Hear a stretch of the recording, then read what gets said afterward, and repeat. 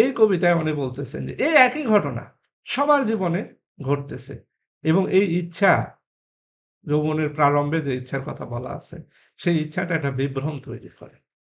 এই একইভাবে সবার জীবনে এই ইচ্ছা বিভ্রম তৈরি করে। তো সেই নিরিখে বলতেছে এই জগৎটা স্থির হয়ে আছে। এই স্থির সালের নিরিখে না, তারিখের নিরিখে না, বা গণনার নিরিখে না, বা রূপের দৃশ্যের নিরিখে না।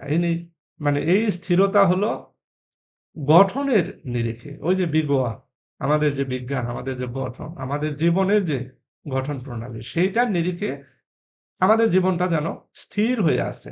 আজকে যে শিশু জন্ম নিল, সেও শৈশব কৈশোরের পর এই ধরনের একটা বিভ্রমের মধ্যে পড়বে।